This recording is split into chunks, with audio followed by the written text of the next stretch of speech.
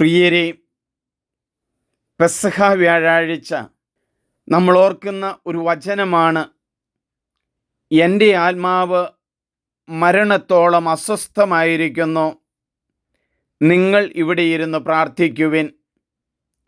യേശു ശിഷ്യന്മാരോട് പറയുന്ന വാക്കാണ്.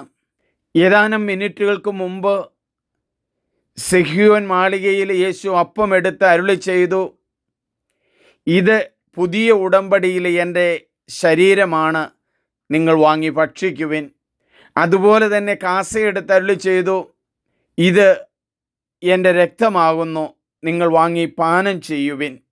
ഇതിന് ശേഷം യേശു വരുവാൻ പോകുന്ന കാര്യങ്ങൾ മനസ്സിൽ ഓർത്തുകൊണ്ട് ഗെത്സമനിയിലേക്ക് പോവുകയാണ്.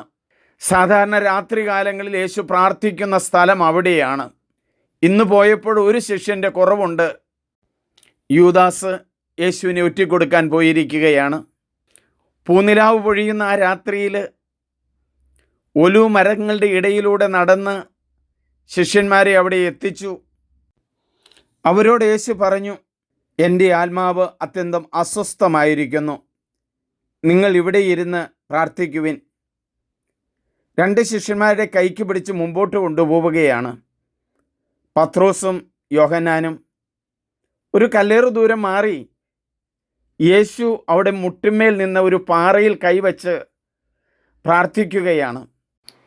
എൻ്റെ ആത്മാവ് അത്യന്തം അസ്വസ്ഥമായിരിക്കുന്നു. അപ്പോൾ 11 ശിഷ്യന്മാരോടും പറഞ്ഞ വചനം നമുക്ക് ഓർക്കാം. എൻ്റെ ആത്മാവ് അത്യന്തം അസ്വസ്ഥമായിരിക്കുന്നു. മനസ്സിലേറ്റിരിക്കുന്ന വലിയൊരു ഭാരമുണ്ട്. വരുവാൻ പോകുന്ന കാര്യങ്ങളോർത്ത് യേശു ദുഃഖിക്കുകയാണ്, ആകുലനാവുകയാണ്. ഒരു മാനുഷികമായ ചിന്ത.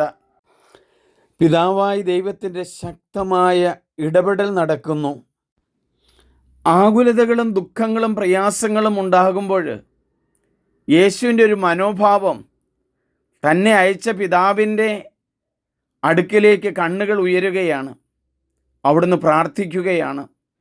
ദീർഘനേരം പ്രാർത്ഥിച്ചു.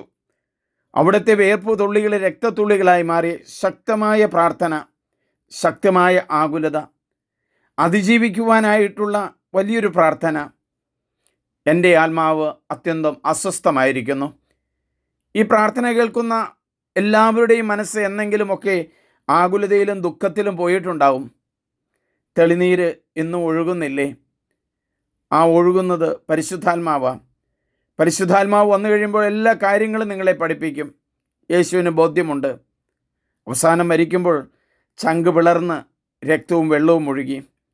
യേശുവിൻ്റെ അനുഗ്രഹം സമൃദ്ധമായി ലഭിക്കട്ടെ. എൻ്റെ ആത്മാവ് അത്യന്തം അസ്വസ്ഥമായിരിക്കുന്നു, നിങ്ങൾ ഇവിടെ ഇരുന്ന് പ്രാർത്ഥിക്കുവിൻ. പ്രാർത്ഥനയുടെ ചിറകിൽ എല്ലാവരെയും കൊടുക്കാം. പെസഹ തിരുനാളിനായി നമുക്കൊരുങ്ങാം. എല്ലാവരും ഇത് സബ്സ്ക്രൈബ് ചെയ്യണം, ഷെയർ ചെയ്യണം. എൻ്റെ പേര് ഫാദർ സണ്ണി പുൽപ്പറമ്പിൽ.